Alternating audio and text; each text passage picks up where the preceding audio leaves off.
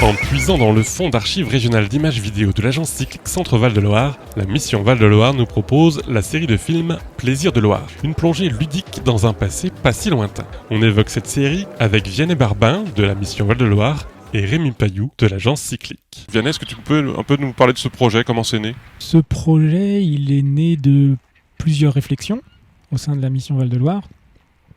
Il est né d'un partenariat avec l'agence cyclique. En fait, depuis quelques années, la mission réfléchit à essaye de repenser un peu certains de ses outils de médiation à travers des productions vidéo qu'on a commencé à faire depuis 2018-2019. En parallèle de ça, donc, on fêtait cette année les 20 ans de l'inscription du Val-de-Loire, et dans le cadre de ces 20 ans, on réfléchissait à un partenariat avec l'agence cyclique qui possède un fonds d'images d'archives extrêmement intéressant, d'ailleurs qu'on avait déjà pu exploiter, je crois, en 2010 pour les 10 ans de l'inscription. Peut-être que Rémi, tu t'en souviens ou... Oui, je peux rajouter un mot. Oui, effectivement, on s'en souvient. Un film avait été créé à partir d'un fonds d'archives, donc toujours basé sur la Loire, l'action des hommes sur la Loire et la nature en elle-même. Donc le souvenir de ce premier montage est revenu aussi à la mission, et la volonté de retravailler avec les fonds d'archives pour ces 20 ans était un peu naturelle. Et donc la mission réfléchit, comme je disais tout à l'heure, réfléchit à...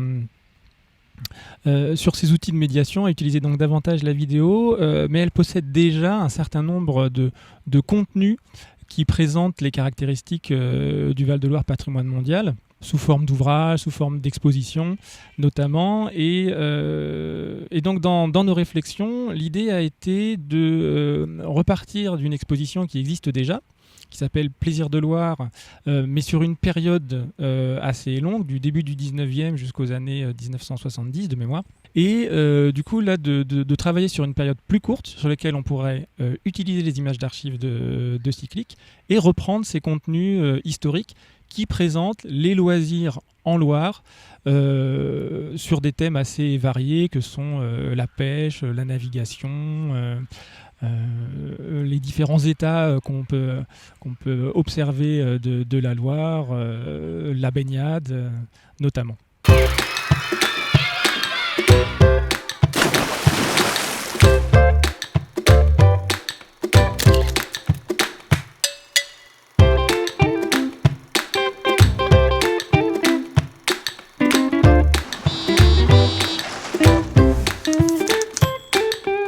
Donc tout ça avec le fonds d'archives de chez Cyclique. Comment on se plonge dans ce fonds d'archives qui est colossal ? Tu peux nous présenter ce fonds d'archives, Rémi ? Effectivement, on peut le dire, le mot est assez juste, assez colossal. Un fonds qui s'est créé à partir de 2006 avec la mise en place d'une mission de service public et la création du pôle patrimoine à Cyclique Centre Val de Loire. Pôle patrimoine qui est situé à Issoudun et qui a pour mission donc la collecte, la conservation, la documentation et la valorisation des films amateurs tourné en région centre, on veut dire des années 20, avec la naissance du 9,5 mm dans les années 1922, jusqu'à de nos jours, on pourrait dire, puisqu'on a des fonds qui sont datés des années 2000, mais bien entendu qui sont sur d'autres supports. On parle ici de supports vidéo, de la Betacam à la VHS par exemple. Et aujourd'hui, bien entendu, se pose la question des fonds sur fichiers numériques. Qu'est-ce qu'on fait du numérique et de l'explosion de la vidéo ? Oui. Puisque depuis les années 2010, ça a été multiplié par combien la vidéo amateur ? Je pense que c'est pas chiffrable, mais effectivement, on est de l'ordre d'un traitement qui pourrait être quotidien, d'un traitement de flux. Plus que ce qu'aujourd'hui aussi, la volonté, c'est plus de créer une collection. Donc c'est vrai que c'est des questions qui se posent, et c'est des questions qui seront mises en avant sur les années à venir, en tout cas. Pour en revenir au fond, le fonds est colossal. Aujourd'hui, on a environ 23 000 supports dans notre centre d'archives, avec environ 13 000 films qui ont été numérisés, documentés, qui sont accessibles sur une plateforme qui s'appelle mémoire.cyclique.fr.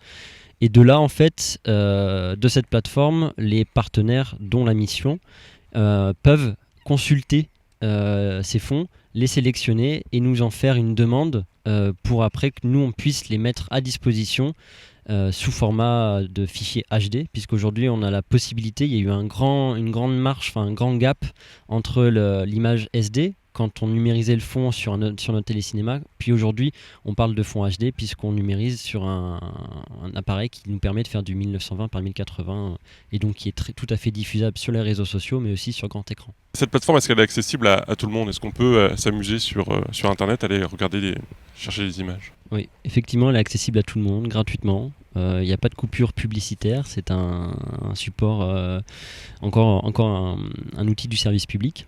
On a environ 12 500 fonds que l'on peut visionner, revisionner, commenter. Et d'ailleurs, on peut aussi répondre à une sorte de faire de la documentation participative parce que parfois nous on manque d'informations et les personnes qui vont visionner les fonds nous ramènent des informations essentielles pour compléter les fonds puisque nous sommes avant tout un lieu de conservation et de valorisation mais on manque parfois de temps pour aller au fond des choses parce qu'un film quand il rentre chez nous il a un temps de traitement de 2 ans et donc une année au niveau de l'attente au niveau de la documentation aussi. Parce qu'il y a énormément de fonds, on rentre environ 500 supports à l'année, ce qui est énorme, puisque tous les ans c'est toujours la même chose, on rentre 500 fonds, puis 500 fonds, donc on a l'impression qu'il y a une corne d'abondance qui s'arrêtera sûrement un jour, mais pour le moment en tout cas il y a énormément de possibilités. Pour en revenir au site, il a été ouvert en 2010 et il a pour vocation d'évoluer l'année prochaine avec une porte d'entrée qui sera sur la création et justement l'aboutissement d'un peu de tout ce que l'on fait avec tous les partenariats extérieurs qui permettra aux personnes de sélectionner des morceaux d'images d'archives, des bouts, pour en faire des montages par la suite, sous couvert d'une convention de partenariat, etc. Mais en tout cas de donner un peu plus de liberté et de donner à faire avec ces anciennes archives pour construire les récits du futur et présent. Et du coup, pour compléter ce que dit Rémi, en effet, nous, en 2019, on a commencé à consulter le fonds qui est accessible depuis le site Mémoire. On a relevé un certain nombre de films qui nous semblaient vraiment très pertinents. Alors en plus, on a un petit peu de chance avec l'agence Cyclique, c'est que donc ils travaillent sur toute la région centre, mais il y a une petite partie du Maine-et-Loire qui fait aussi partie du fonds. Et donc comme le bien nous couvre également une partie du Maine-et-Loire, on a eu la chance de trouver à peu près tout ce qu'on souhaitait sur le territoire inscrit chez Cyclique. Donc de là, on est parti donc sur une base, je sais plus, on avait peut-être une petite centaine de films comme ça avec des thèmes ou des plans. Parfois c'était juste un plan qui pouvait nous séduire ou nous intéresser.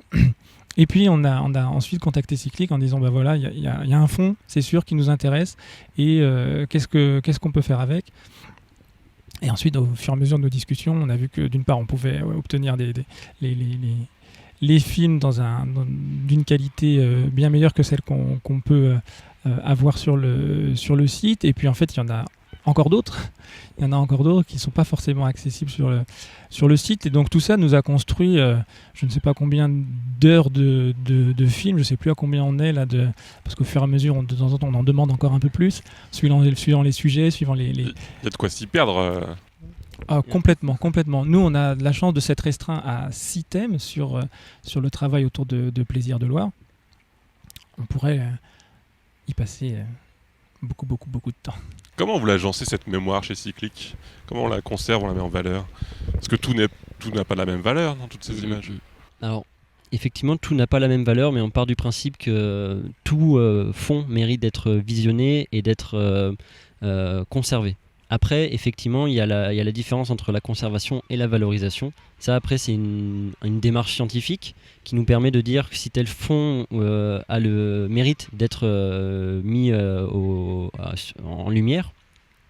Et après, il y a la dimension de la répétition, puisque effectivement, on traite un fond qui est un peu particulier, c'est du fond du cinéma amateur, et beaucoup de cinéastes amateurs ont filmé et refilmé les mêmes choses, puisque c'est des événements principalement familiaux, et des événements de villes et villages. On parle ici de fêtes, de communion, de mariages, de repas, de pique-niques au bord de Loire.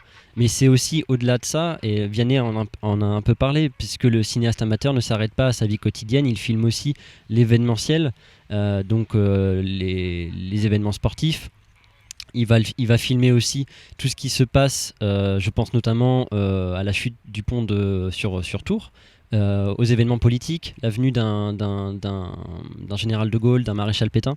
Enfin voilà, il y a toute une typologie d'images qui nous permet d'ores et déjà de pouvoir les classer et après nous d'en faire une documentation.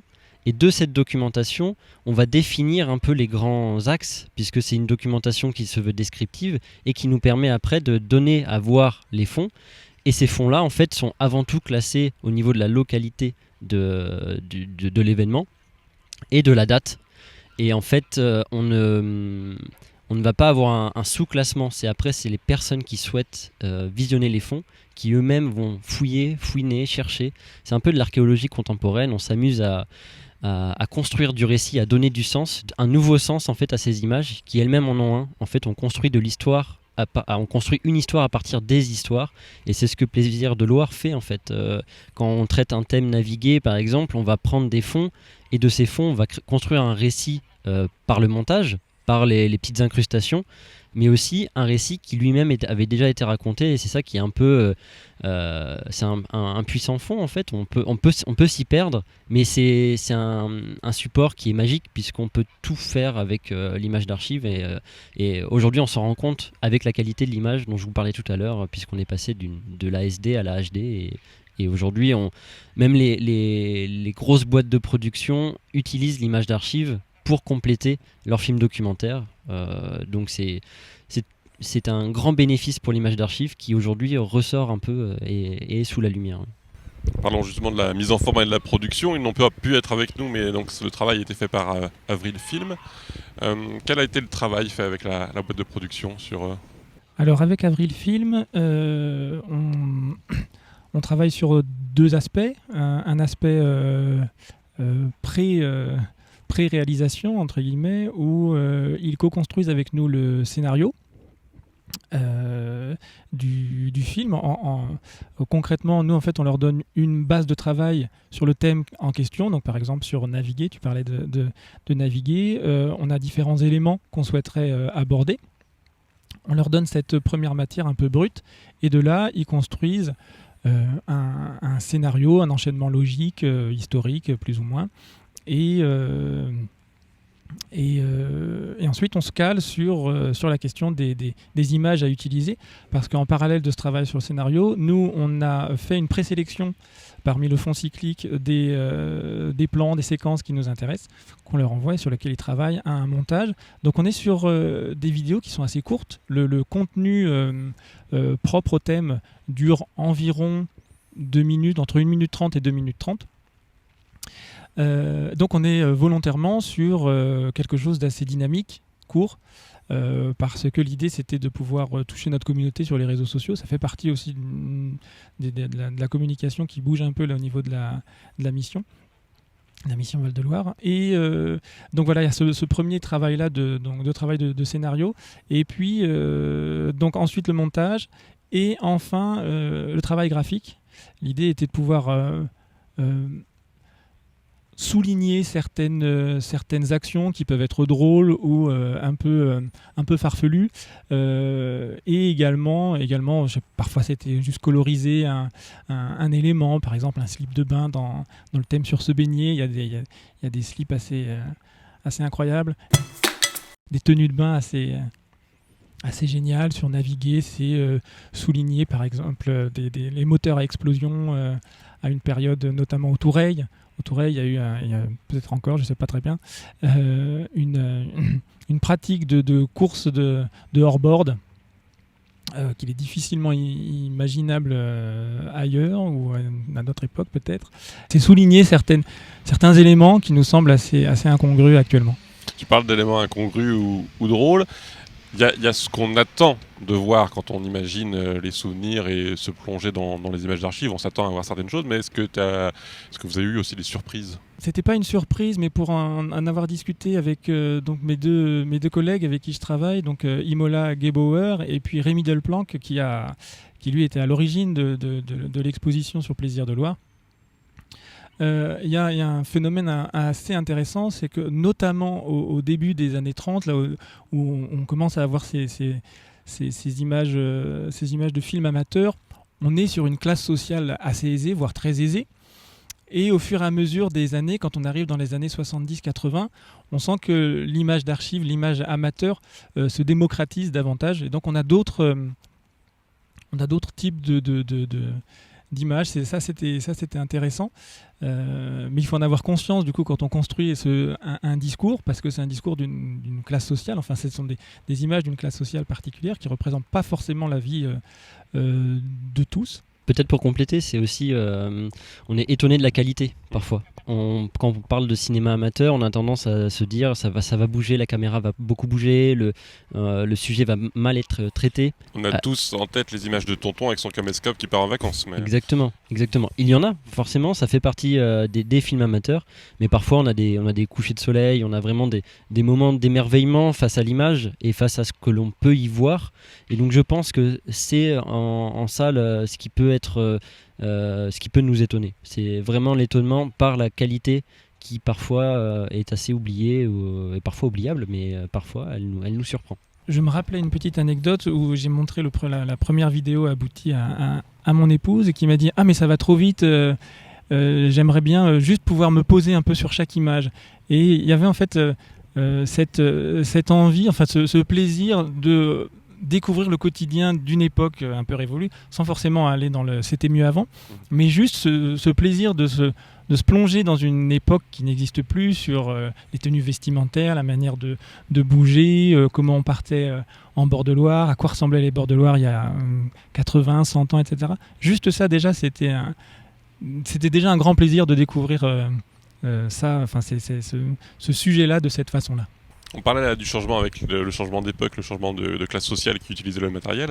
Ça, c'est aussi quelque chose qui va arriver dans des questions qu'on va se poser dans l'avenir avec le numérique, puisqu'aujourd'hui, c'est encore plus démocratisé finalement l'image vidéo, puisqu'un simple téléphone fait de la vidéo. Comment ça va se traiter toute cette mémoire numérique ? Il y a deux aspects qui se séparent. Il y a effectivement tout l'aspect des fonds amateurs et l'aspect des fonds ce qu'on appelle du dépôt légal. Donc effectivement, tout ce qui est dépôt légal, chaîne de télévision, radio, internet, c'est l'INA, l'Institut National de l'Audiovisuel, qui s'en charge. Après, la construction du cinéma amateur via les outils numériques d'aujourd'hui, smartphone, appareil photo, télévision locale aussi, c'est une grande question qui se pose, qui n'est pas traité à l'échelle des archives locales ou de l'agence cyclique à ce jour, qui est en négociation, qui est en discussion, parce qu'effectivement c'est quelque chose qui est important. Je tiens à dire ici quand même que quand on a le début du traitement du film amateur débute dans les années 80 avec la Cinémathèque de Bretagne qui lance le traitement des fonds amateurs en 86 il me semble. Donc il y a eu du temps qui s'est passé entre le fait de faire le film et le fait de le conserver. Je pense, et c'est en tout cas un point de vue et une idée à défendre, qu'il faut du temps aussi pour que certaines images numériques se perdent et que d'autres restent. Et que ces images qui vont rester soient analysées par les archivistes pour après avoir une forme de conservation et en faire une sélection scientifique, comme on l'a fait avec le format pellicule et comme on le fait avec le format vidéo. Il y a des fonds qui vont partir, c'est indéniable.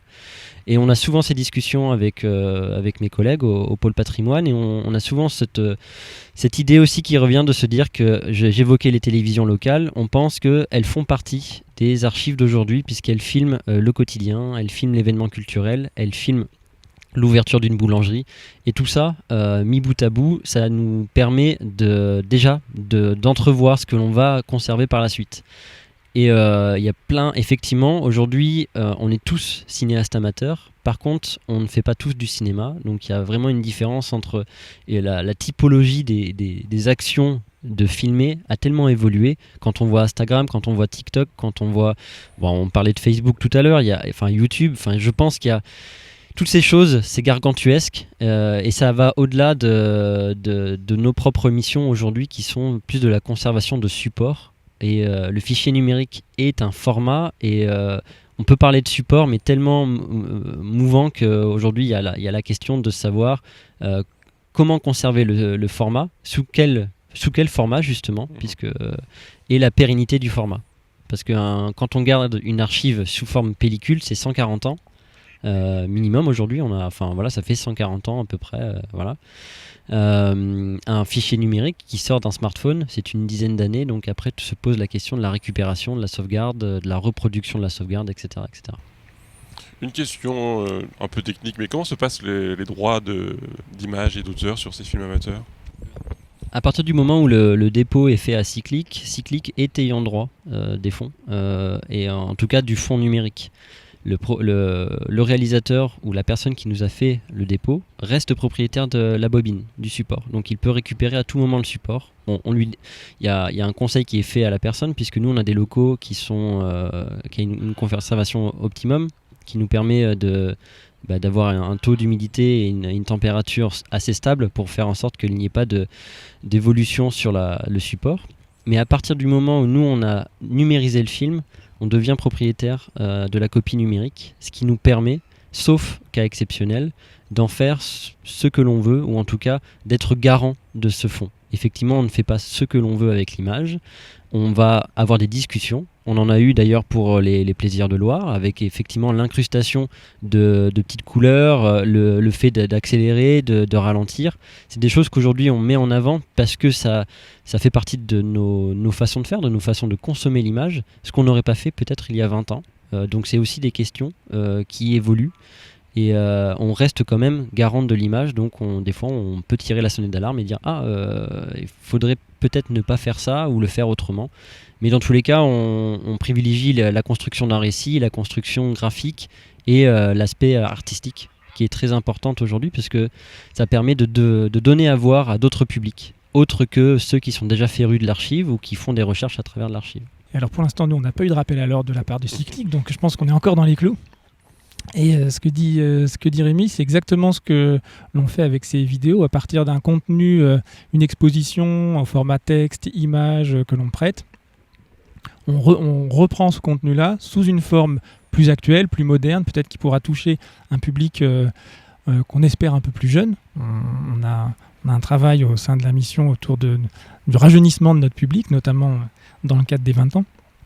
Et donc c'est vraiment tout à fait ça, quoi. Aller chercher le public là, enfin un public plus jeune là où il se trouve, et donc avec des codes de communication, de médiation qu'ils partagent tous, quoi. Bon allez, on arrête avec cette page mémoire. Le vrai sujet de Plaisir de Loire, c'est aussi la Loire, évidemment. Et moi je m'intéresse toujours aux invités qui sont autour de cette table, de savoir un petit peu leur rapport à la Loire. Alors messieurs, quel est votre rapport à la Loire ? Vianney, pour commencer. J'ai vécu en bord de Loire sans vraiment m'en rendre compte. Quand j'étais plus jeune, de mes 8 ans à 13, 14, 12, 13, on habitait à Amboise. La Loire ne faisait pas du tout partie de mon périmètre d'intérêt à cette époque-là. On est revenu quelques années plus tard, sur le coup de mes 18 ans, 17-18 ans, vivre à Blois. Et là, j'étais en terminale, puis ensuite je suis parti faire mes études. À nouveau, la Loire n'était pas du tout un centre d'intérêt particulier, si ce n'est que je me souviens qu'on a fait une petite descente en radeau avec des copains. Donc mon rapport à la Loire, en fait, il s'est clairement construit avec mon arrivée, quand je suis arrivé à la mission Val-de-Loire, où mon regard vraiment a changé, à la fois sur le fleuve et puis sur le paysage. Mais c'est pas la première fois que dans mon précédent travail, je travaillais donc sur la question des quartiers prioritaires, et voilà, mon travail a affiné le regard que je pouvais avoir sur ce territoire-là, sur ces territoires. Pareil avec la mission Val-de-Loire, il y a une éducation, il y a des connaissances qui se construisent sur des sujets de travail, avec les échanges avec les collègues, etc. Et donc le regard s'affine sur ce territoire que j'apprends encore à découvrir et que je trouve de plus en plus merveilleux. Pour toi, Rémi, la Loire et le Val-de-Loire, ça représente quoi ? C'est une relation assez récente, puisque je me confie aujourd'hui, je suis charentais, donc effectivement la Loire ne faisait pas partie de mon périmètre d'intérêt et géographique à l'époque.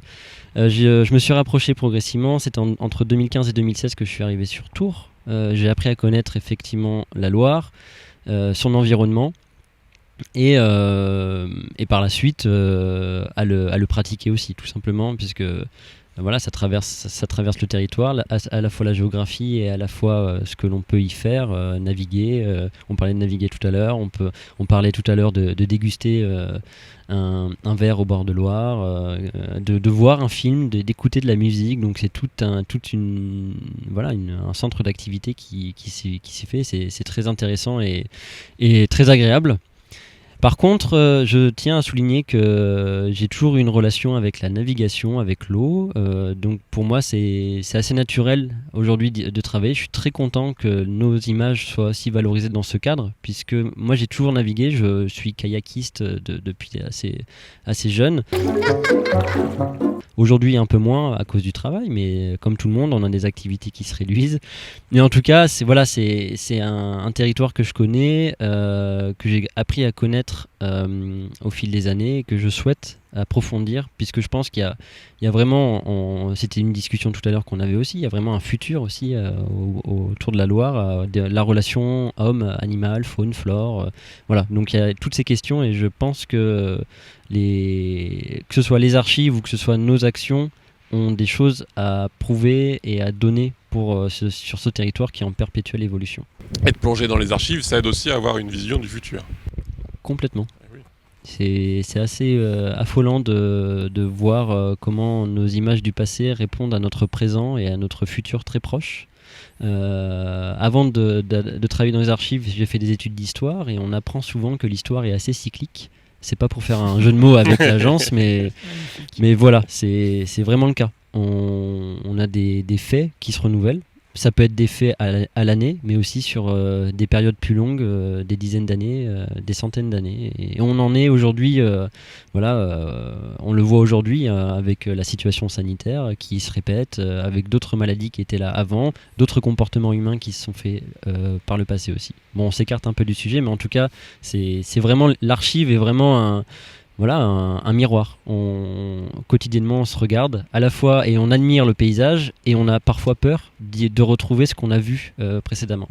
Je parlais des cinéastes amateurs qui ont filmé le maréchal Pétain.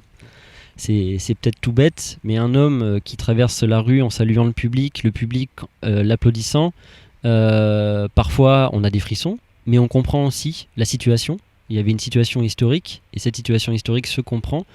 Et peut-être qu'un jour on pourra revivre, et je ne l'espère pas, mais c'est des situations qui sont qui peuvent revenir.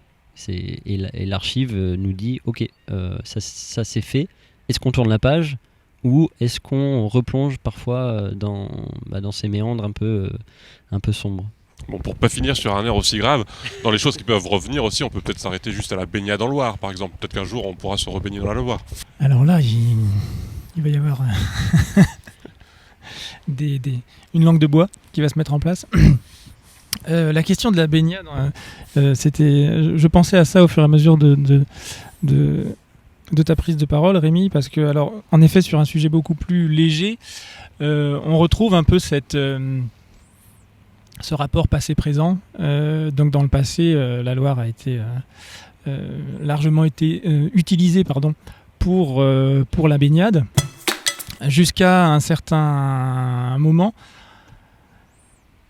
milieu des années 70, début des années 80, on a eu des arrêtés d'interdiction de baignade pour diverses raisons, notamment pour des questions de pollution, pour des questions de dangerosité parce qu'il y avait des noyades. La Loire actuellement est toujours interdite à la baignade.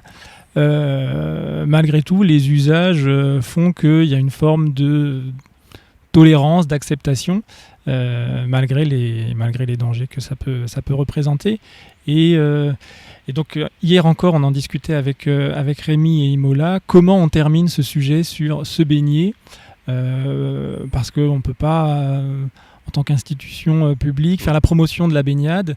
Cependant, ça a été une réalité et c'est un plaisir que beaucoup de nos contemporains voudraient retrouver. Donc, dans quel cadre on peut retrouver la baignade en Loire ? J'ai pas la réponse et je suis pas sûr que ce soit à la mission Val-de-Loire de répondre à ça. Mais en tout cas, de retracer cette chronologie des loisirs, notamment à travers la baignade, et puis de poser la question de comment ça se passe maintenant, c'est toujours très enrichissant. Il est l'heure d'arriver au mot de conclusion, au mot de la fin, et ces mots de la fin, je vous les donne à vous. Je vous donne 3 mots pour me parler du Val-de-Loire, à chacun. Alors j'en ai... Tu veux Non, commencer ? vas-y, ça va me permettre de réfléchir. Alors j'en ai un qui me vient immédiatement en tête, c'est l'eau, évidemment, pour tout ce que ça représente, qu'elle soit abondante ou qu'elle nous manque. Parce que l'eau c'est la vie. Le deuxième, j'ai une espèce de phénomène de rassemblement ou d'attraction en fait, cette eau par rapport au Val-de-Loire qui se construit à travers ou autour de son fleuve, cette puissance d'attraction de l'eau, qu'on vienne pour la contempler, qu'on vienne comme tu disais pour y passer un moment entre amis, pour boire un verre, etc. Le fait d'être à côté de l'eau, c'est quelque chose qui attire énormément.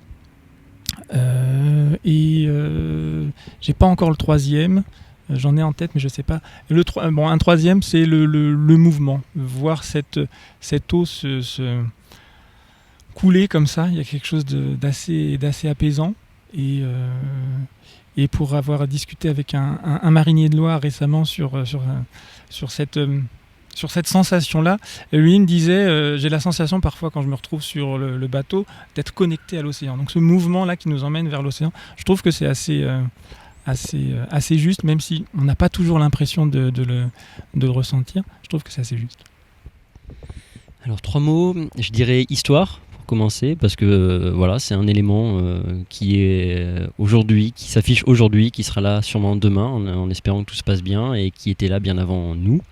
Le deuxième mot, je dirais un peu comme Vianney, on parlait de rassemblement, je dirais collectif, parce qu'effectivement, on le vit collectivement, sans le voir forcément. Mais là, je vois par exemple des cyclistes qui passent par-dessus la Loire sur un pont, et on vit à la fois la géographie du fleuve, mais on vit aussi sa façon de vivre, avec les intempéries, les débordements, etc. Donc c'est un élément qui se vit collectivement. Et le troisième mot que j'aime à citer, c'est récit, le récit, parce que effectivement il y a cette vie qui nous impacte parfois, et donc la Loire nous amène un récit, et là on le voit puisqu'on fête les 20 ans, on a fêté les 10 ans, donc on a des histoires à raconter autour de ce fleuve, et je trouve que c'est un mot qui colle bien et comme le disait Vianney, à cette sensation aussi d'être happé par l'eau, et d'être une volonté d'aller plus loin, quoi, et de voguer, et donc c'est assez poétique, je trouve, comme élément. Voilà. Eh bien messieurs, merci beaucoup. Et puis on invite tous les spectateurs et auditeurs évidemment à se plonger dans ces plaisirs de Loire, et puis pourquoi pas aller encore plus loin sur la plateforme de Cyclic. Merci. Merci. Merci.